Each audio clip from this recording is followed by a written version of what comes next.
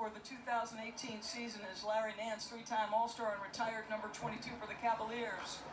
And he will hand this off to Coach Ty Lue.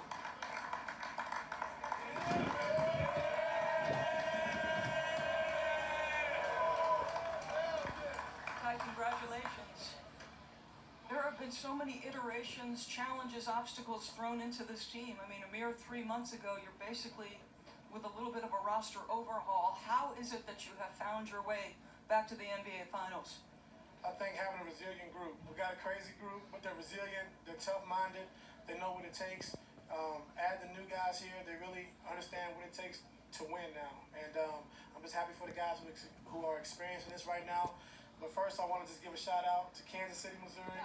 You know that. Mexico, Missouri. Columbia, Missouri. All my people back home. And I want to give a shout out to my coaching staff. Damon Jones, Larry Drew, Jim Boylan, Mike Longobardi, James Posey, Phil Handy, Vitaly Potapinko. And these guys, every single night, we come in and try to work on ways to win games. And they've been unbelievable for me. They've carried me. And I love these guys. And we're going back to Vicoy Hoyer for 4 straight years.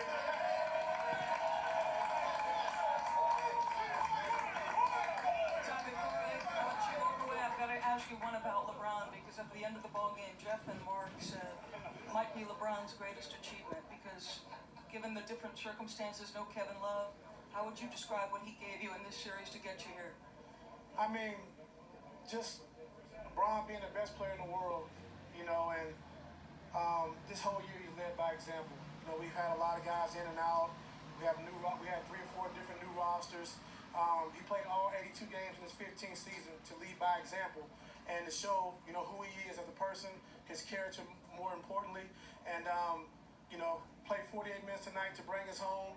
And he's unbelievable, man. He's the best player in the world. I'm glad he's on my side. And going into a Game 7, you want the best player in the world on your side. Congratulations. LeBron, he's a little tired. He's saying, do you have to talk again?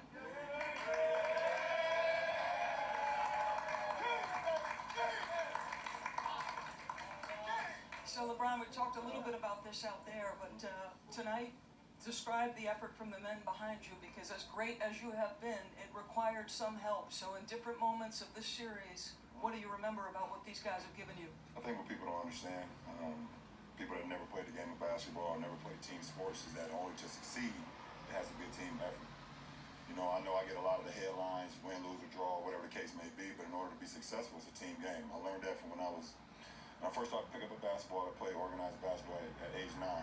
So you get all the doubters and people who've never stepped in the arena, who've never played basketball, who've never put on a tank top and shorts, who've never played anything organized, always want to try to kill my teammates. And it's unfair to them, but I'm always stay true to the game of basketball, because the game of basketball always stay true to me. And that's why we're going to another finals, because my teammates played the hell of the game.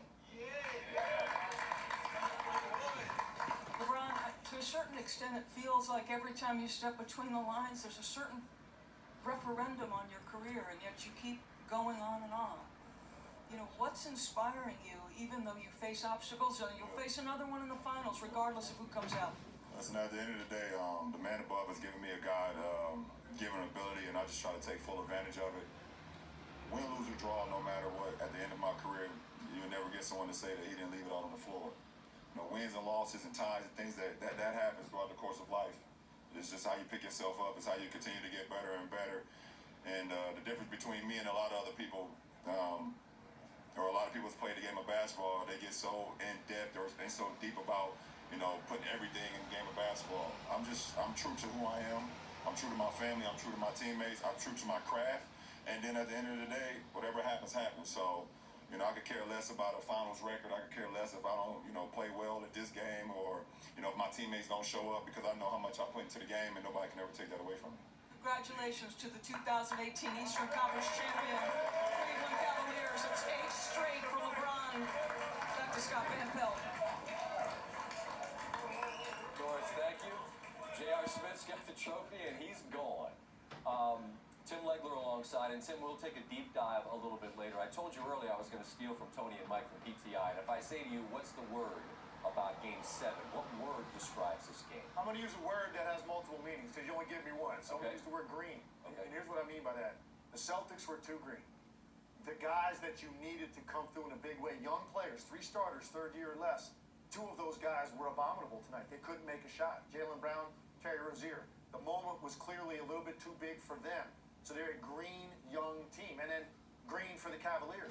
LeBron needed someone to start making some shots and take some of the pressure off of him.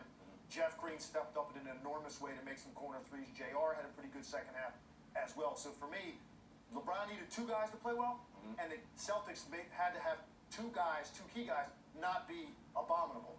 They didn't get that because 2 of their main guys were really bad tonight, and it hurt them offensively. And you and I had a bigger part of a jumping on you. You and I had a conversation before this game started tonight, and I said, I just presume that LeBron will go for 40, 10, and 10 because that's what he does. And in the end, he goes for 35, 15, and 9. Yeah.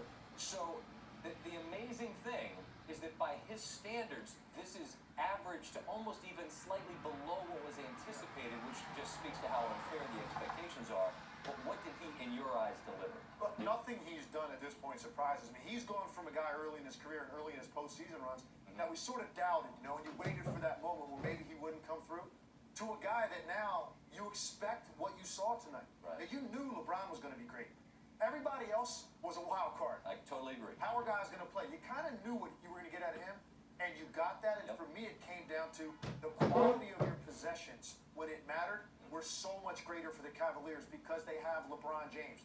For the Celtics, still trying to figure this out and not having an elite scorer like a Kyrie Irving in that moment, you had some young guys trying to figure this out on the fly. The quality of their possessions the last 8 minutes of the game were just not good enough to win this game. LeBron controlled the game physically. That's what he does night in, night out. Never in a bigger moment than on the road in Game 7. Yeah, and we'll take a deeper dive with you a little bit later. And for now, I want to welcome in Mark Jackson, who we